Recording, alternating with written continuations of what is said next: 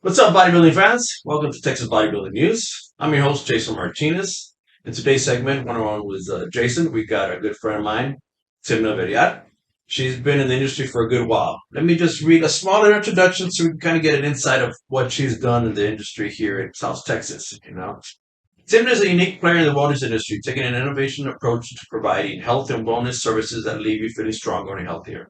She provides her clients with a variety of options when it comes to managing their overall well-being. Timna is a winning choice as a trainer if you're new to the health and fitness or an expert yourself. With well over 25 experience in group fitness classes and personal training. Timna has done multiple invited seminars and workshops for PSJ ISD faculty, McAllen ISD faculty, and the University of Texas RGV faculty. She's also designed programs for McAllen ISD as accredited for PE curriculum courses. She has managed open gyms in an innovative and offering healthy meal prep services for her community since 2003. Someone has also been a competitor as a national qualifier, junior national qualifier for herself and many of her clients.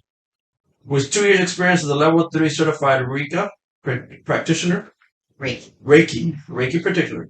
Timna is currently a co-owner of Coldbar Studio and Nutrition in Mission, Texas. This personal training studio will offer classes in meal prep services, massage therapy, and also they have one. It's called the Coldbar Gym on Wheels, right? Yes, mobile gym. Uh, this is she's been in the industry for a very long time. I've known Timna since I got into the industry. So let's start it from the beginning, Tim.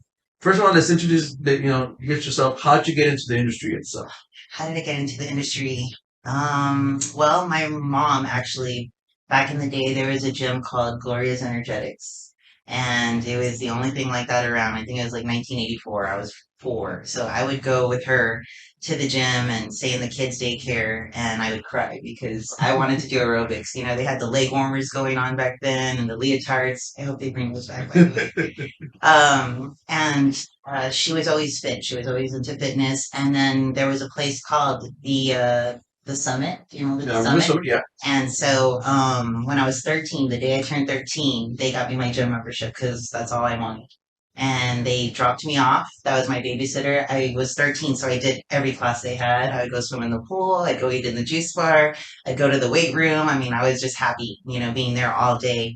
And then she ended up having a trainer at the workout. Do you remember the workout? That was over by the mall now. It was Movie 6 back then, and there was a gym called the Workout. And that at that time, that was probably the gym to go to. And she trained with Manny, Money. and I was 12 years old when I met Manny, and he was training my mom and 2 of my aunts.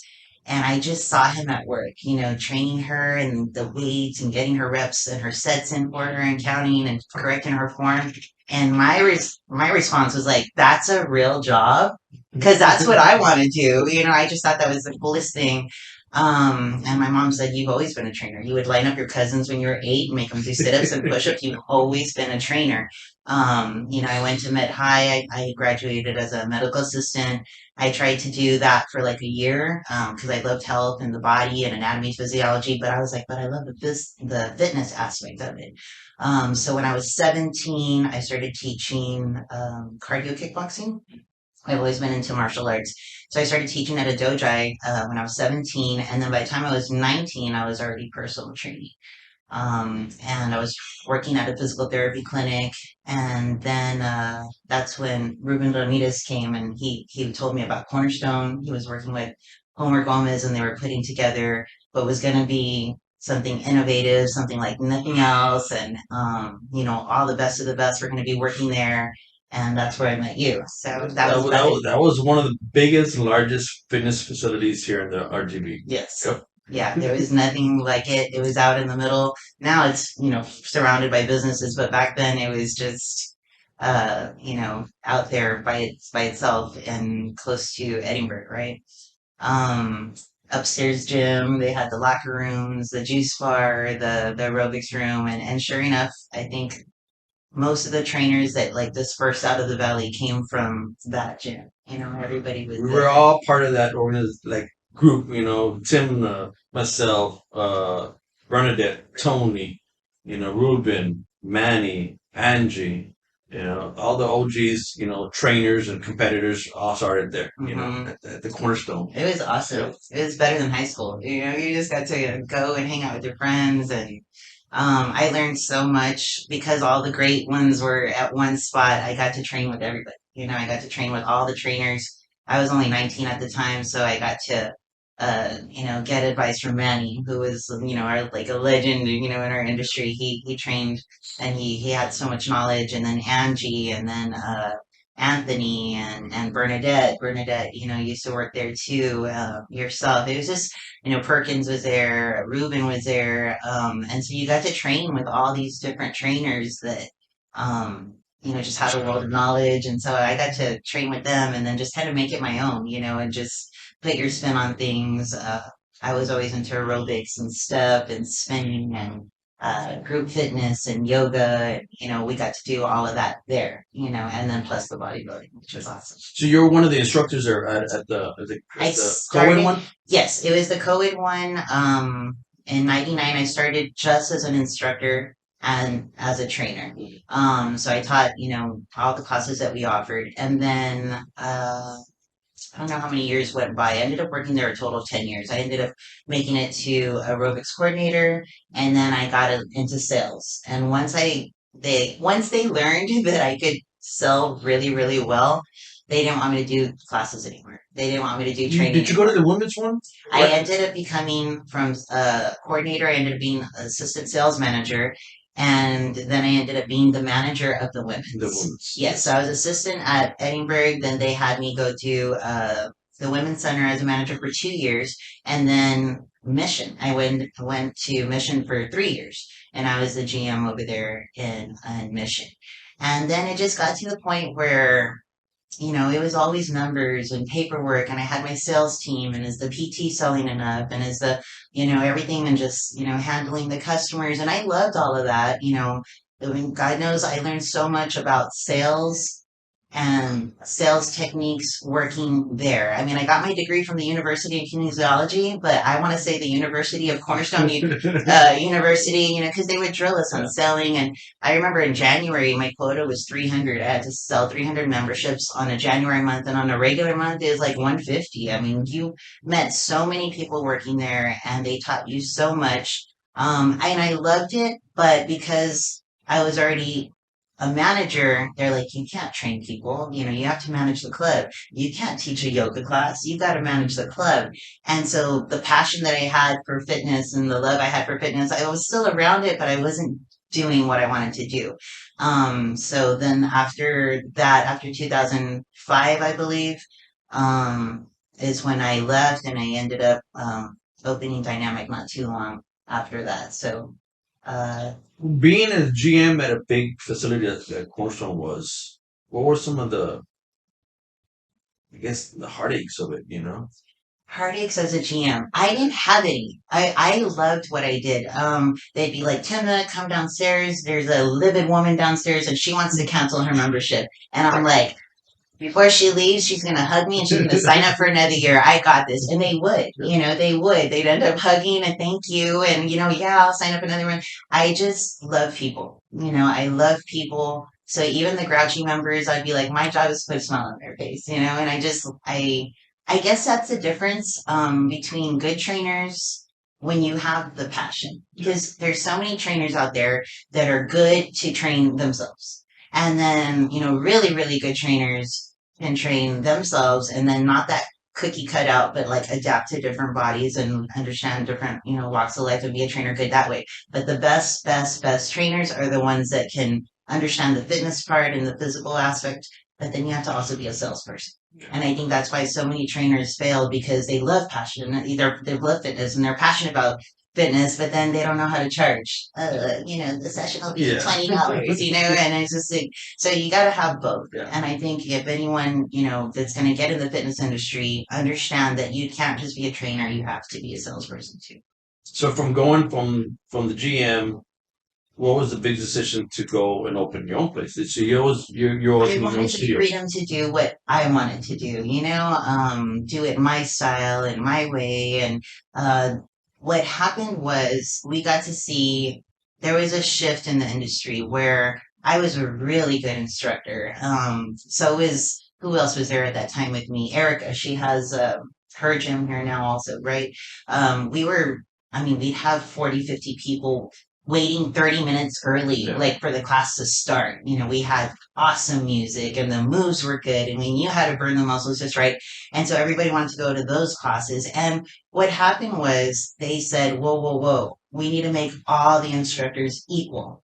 We're going to start something called, I think it was body pump, Oh, or that's right. That's and they're like, every instructor is going to get the same CD and you're going to play it to death for 3 months and you're going to do the routine that we tell you to do. And you can't get creative anymore. You can't put your jams, you know, you have to do what we say so that there's no superstar instructor. There's just all the same. And so we were literally with our hands tied. Can't get creative. You got to do the routines. You know, it's just kind of like, that's when Cornerstone brought in that program, right? yeah, And then even the training program changed also, right? yes, yeah, Yeah, it I started to remember be that. like, controlled. And I Yeah. understand overall what they were trying to do, but if you were one of the instructors that, had a flair for like getting people to your classes, and it was just kind of like having handcuffs on at Yeah. that time, and so I think I was just ready to take all the knowledge that I learned, and also just like they say, gym life is like 10 years and then you guys change the name or give it a new look. Or I had already been there 10 years. I was ready just for a breath of fresh And air. Dynamic Studio was where at located? We started in the parks. Okay. That's when that whole boot camp That's right. phase That's went right. on, and we would go set up and put obstacle courses around the trees and different locations. So we started end up Dynamic really started at Bill Shoot Park in Okay. McAllen. And we would do 3 classes a day. I remember I would teach cardio kickboxing out there with like 40 people. It was great. So then after that, we decided to get a building. Um, and we rented a small, tiny place that we outgrew pretty quickly. So then we ended up getting a permanent home on 10th Street, like 10th and Robin.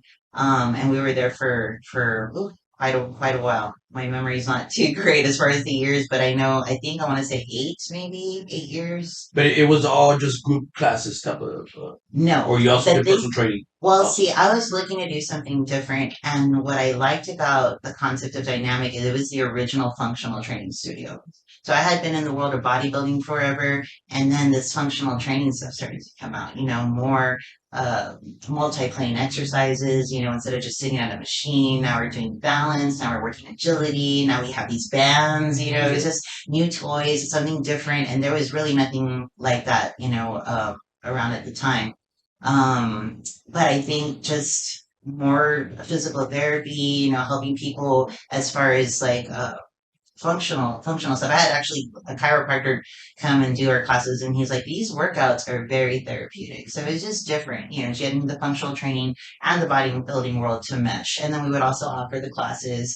I never stopped taking step. To this day, I still teach step maybe 5, 6 days a week. I love it. It's like the best for your legs and cardio, I've always I don't think they teach step no more. Most they of the call me a gyms, right? unicorn. Yeah, they're Right? like, Yeah. you're one of the last of the unicorns that Yeah, still I teach don't think step. these new gyms they don't offer step no more. It's Yeah, all it's type of boot camp I or had to go on eBay. I was like, when was my legs and like my body in the best shape? I was like, when I was teaching step all the time. So I ordered all the steps. I'm like, all right, ladies, we're gonna do this thing called step. They're like, like what? what? Yeah, they love it now, Yeah. right? But yeah. So you got to come to a step class sometime.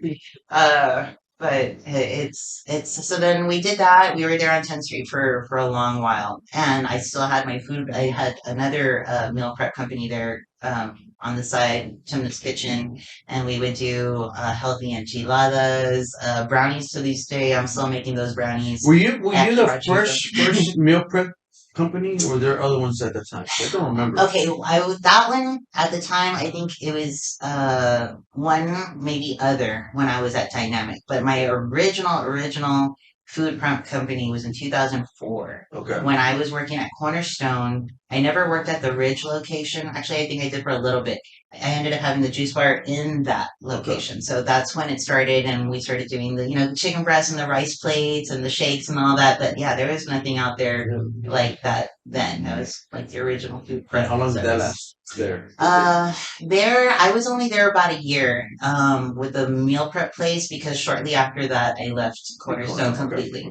And then I kept the food going, but under back then it was called Fuel Factor, was the name of the juice bar. And then after that, Dynamic, it was Tuna's Kitchen. So, but yeah, I think food. I'm still always going to do the food. People always want ways to eat healthy and stuff like that. And I still get requests for the enchiladas. Like, when you make your healthy enchiladas, people don't get tired. They might get tired of working out, but they never get tired of the food. Well, and the thing like is if you can make it healthy, you can't. It's just that some people don't want to, Right, But and then some of the meal preps that come to that now, they're not really healthy. They're right. just meal to go, I think. But Yeah, you modify yours to be really I'm healthy. super, yes, I believe in, like the blood type diet, which is an alkaline diet. Not too many people are familiar with that, but, I designed when I was, God, when was this? I think I had designed the diet. I've been passing the same diet out as a detox diet by your blood type for years. But when the pandemic happened and everybody was gaining weight, I created a fitness app and I Okay. created a 14-day challenge, which has been super successful for men and women. If you follow it for the 14 days, you gain 1 to 2 pounds of muscle, which is 1 pound of muscle a week, even though it's pretty much a fast. And then most people lose 7 to 11 pounds of body fat in 14 days. That's like unheard of. I had one 14-year-old boy lose 14 pounds of fat in 14 days, but he was 14. But the average is 7 pounds of fat in 14 days. Not muscle, not water, but fat. So it's an alkaline diet, and what it does is it works with your blood type. It trains your body to use fat as fuel. And then because your body's having all these fresh fruits and vegetables and greens and olive oil and eating the way we're supposed to, your protein receptor, you can just absorb the protein better. So even though it's a little less protein than people are used to, they're still gaining a pound of muscle a week. It's just a detox without taking anything. It is a lot of spring water and stuff like that. So it's a 14-day plan that I came up with where you follow that meal plan. You have to do 1 hour of walking or Stairmaster or whatever you like. I like walking just because it's something that people can do for an hour. Yeah. The hardest thing to do is get your clients to do steady state cardio for an hour, right? But then it also comes with one exercise challenge per day. So it's designed with level one, level two, level three. Level one, I had like my parents in mind, and level three is most people can't do it. So it's designed to not be too not nobody can say it's too hard and nobody can say it's too easy. So that 14-day program that started online, I think that diet, I've seen it change so many people's bodies, so many people's lives. And because I see it's, yes, you lose fat, yes, you get healthy, but it's more about keeping your body free from disease and free from inflammation. So people tell me, okay, I'm doing this diet and every day, like my waist is getting tinier and smaller because it's working with, detoxing your organs and all that stuff. So because I feel about so strongly about eating an alkaline diet and eating things that are healthy and alive. I always say, if God didn't make it, don't eat it. If it comes in a package in a can, don't mess with it. Just stick to what we're supposed to eat.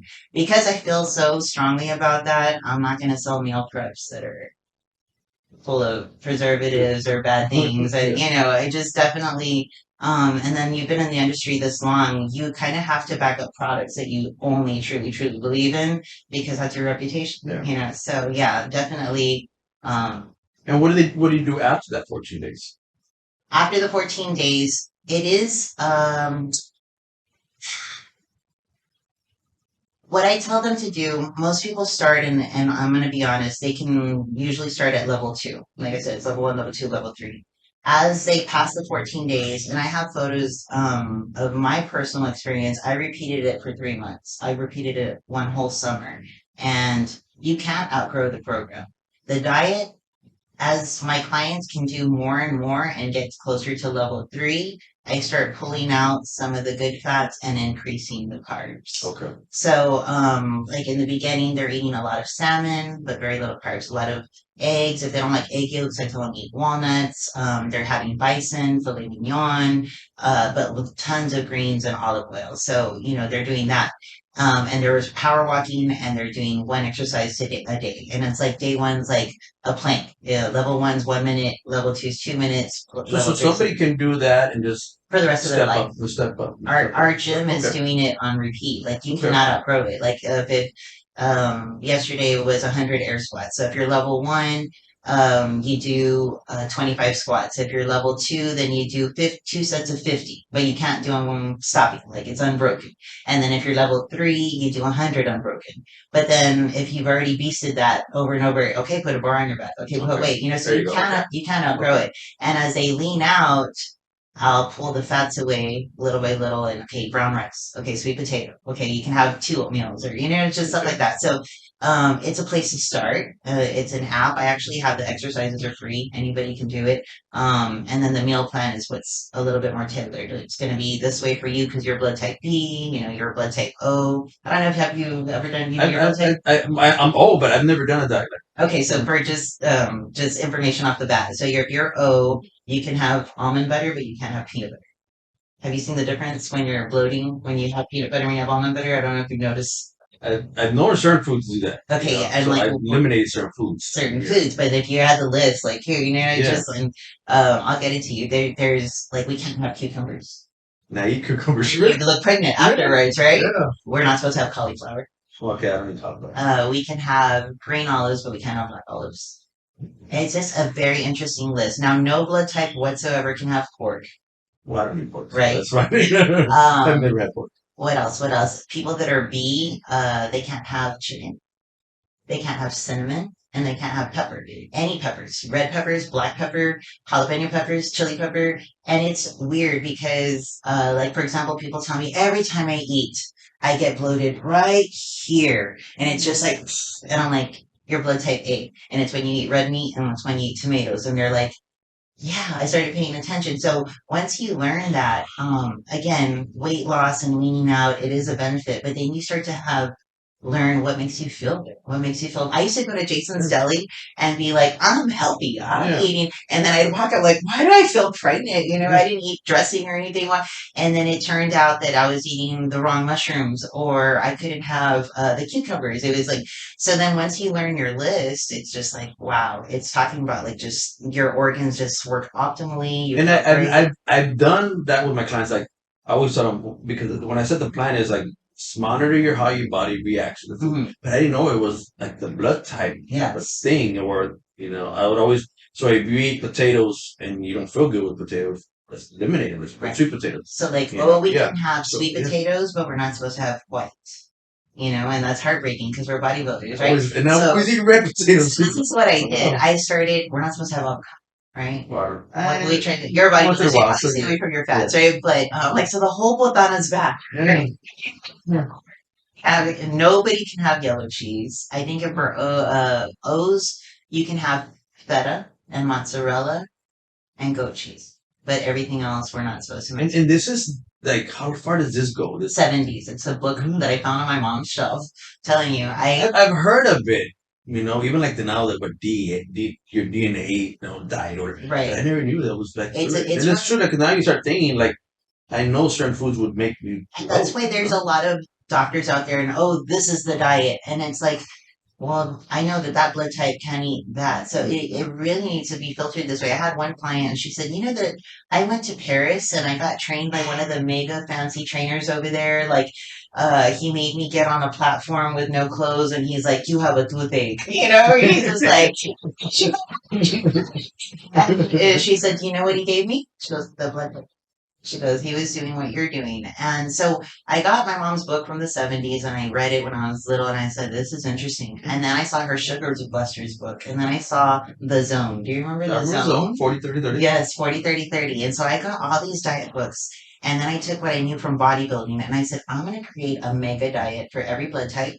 And I'm going to get all these common denominators and put it into one diet. So that's basically what it is. So that's why people tell me, how did I lose 7 pounds of body fat in 2 weeks and gain 2 pounds of muscle? How? It's just unheard of. The men always do way better. They lose like 11 pounds of It's fat. we got testosterone. No, it's not fair. I train a lot of angry wives that tell me, I do all the meal prep, the grocery shopping, I wash the dishes, and my husband loses 30 pounds, I lose one. We go to a party, he gets all the compliments, I'm Yep. doing all the work. I'm like, it's We all have just the way it estrogen. is, But Okay, that's interesting. I need to see that. Give it a try. Definitely. So then after Dynamic, what was next after Dynamic? What you do after that? When Dynamic went from 10th Street to, we ended up getting a warehouse setting over still in McAllen.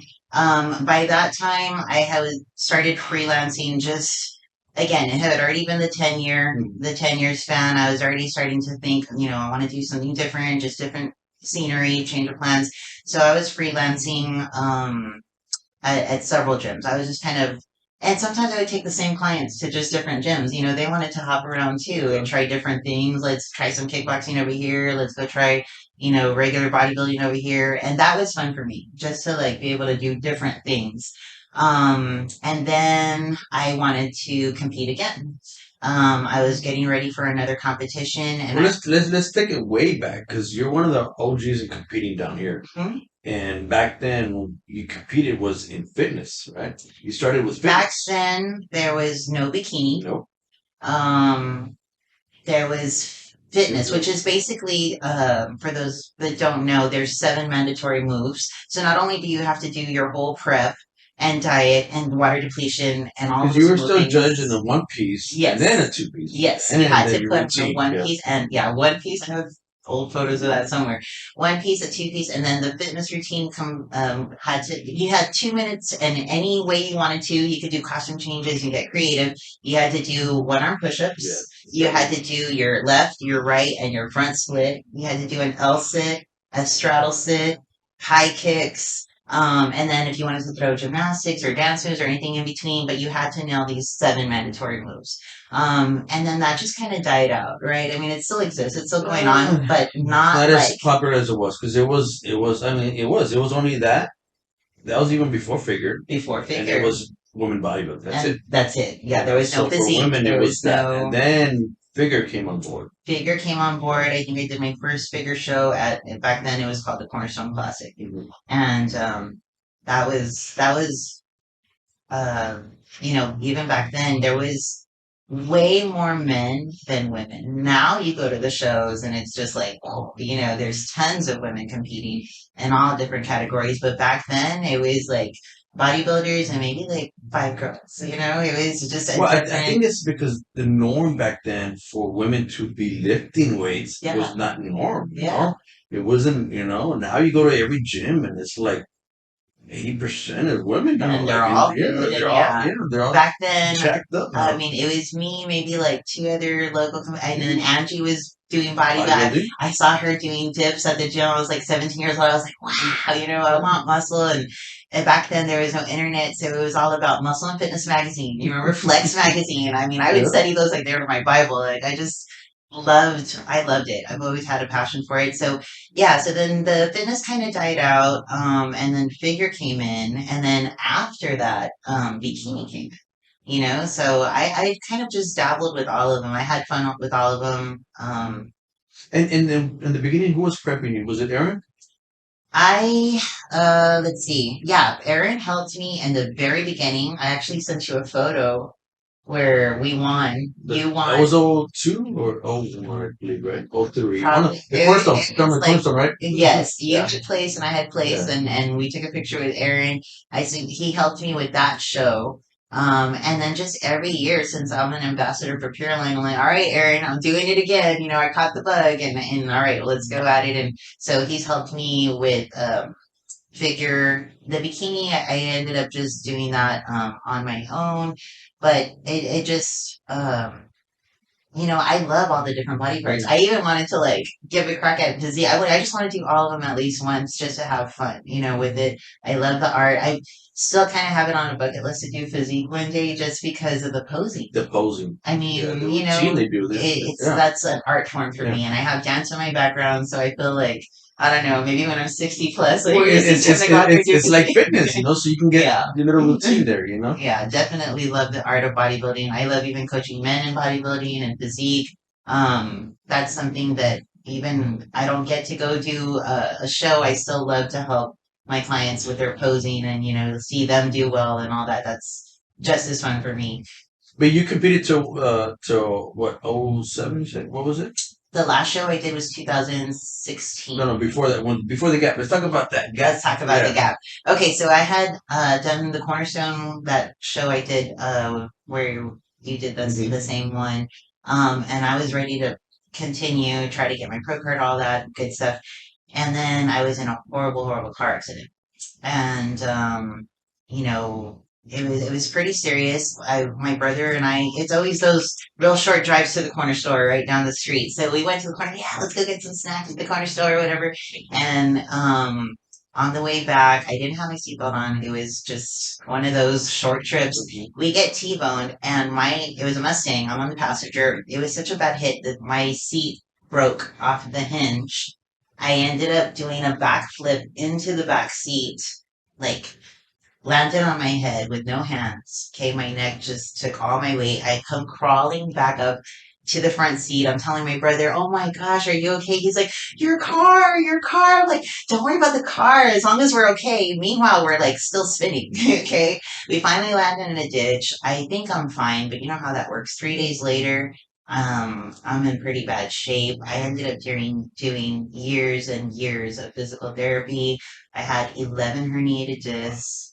Um, the ones on my neck were the worst. The doctor told me your bulges, your neck is so bad that if you hadn't been bodybuilding and had all that muscle to hold you together, you would be paralyzed for the rest of your life. Maybe it'll be Um, tensed up. yeah, he said you just that saved you, like your thick neck, Yeah.